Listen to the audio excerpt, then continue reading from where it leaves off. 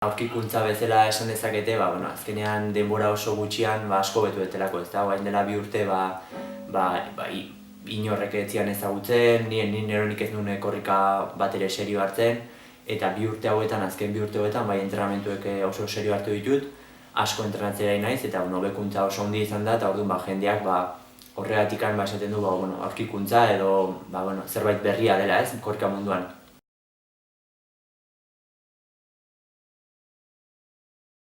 Esaneko sorpresa izan zen, ez? Dena igandeko eguna oso berezia izan zen, bai niretzat, familiarentzat, lagunentzat. Nik uste inorrek ez zula espero hori, ez? Eta, azkenean nik nire benuen esperantzaren bat, gerta zitekela, baina baita ere jakinda oso zaila izango zala. Eta gero azken momentuan, gertatu zen, gainera azken momentura arte borrokatuta, azkeneko metrok arte borrokatuta, eta bukaera hori izan zen oso berezia. Eta gero familia, lagunak, orokorrean Gipuzkoako korrika mundua jarraitzen duten jendeentzat, denentzat izan zen pixkat ezusteko bat bezala, eta horrek berak ekarri du oso entzuna izatea igual, ez?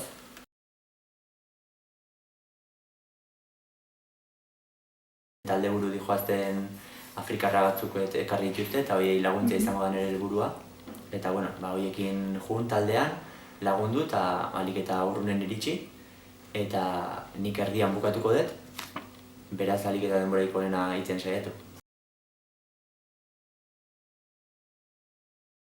Niretzat realean egotea korrika egiten eta beraien kamisetarekin oso politia da, noan lekuran joan da. Eta realarentzat baita ere, azkeneko denboraldian, emaitza txukunak ari naiz lortzen, realeko kamiseta bai etxean, bai kanpoan erakusten, eta behiek ere oso pozik daude, hori esan didate behintzat eta hala ematen du. Nire entrenamentuak nahiko bereziak dira, fondista ohiko batekin konparatuta, igual. Eta, normalean asteko plana izaten da, nik gehiengoan ere kabuz entrenatzen dut, astean 6 egun edo 7 aste batzutan entrenatu ditzazket, eta horietatik izaten dira gutxi gorabehera 4 bat nire kabuz egiten ditudanak, eta hori oso garrantzitsua da, azken finean nik ikasi behar dut nire kabuz korrika egiten, bakarrik sufritzen, distantzia luzeak korrika egiten, eta bestaldetik, beste 2 edo 3 egunetan elkartzen naiz taldearekin, eta egun horietan egiten ditut entrenamentu nahiko intentsitate altukoak, motzak, pistan, abiadura handian, eta nik uste dut, baina arte behintzat ikusi da, azkenean ondo etortzen dira biak, ez da? Berlinen 2 ordu eta 18 ginen, 2 ordu 18 eta 9 segundu.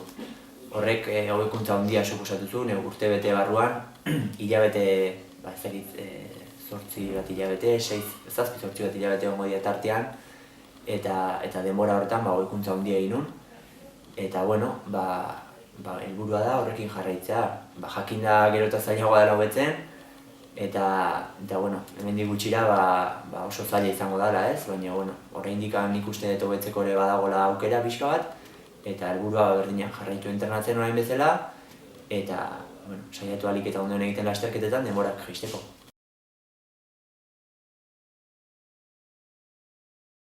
Goizean goizekitzen naiz, ikasten baldin badut pixka bat beranduago, lanea juteko jeki bertaten dut 6ak 20 gutxitan, goizero, ondoren etxea etortzen naiz 6ak jota, entrenatzea eta 6:30 eta bueltatuta prestatzeako, dutxatu, estiratu, dena egiteako, ez zaten dira 8:30, pasata askotan, ez?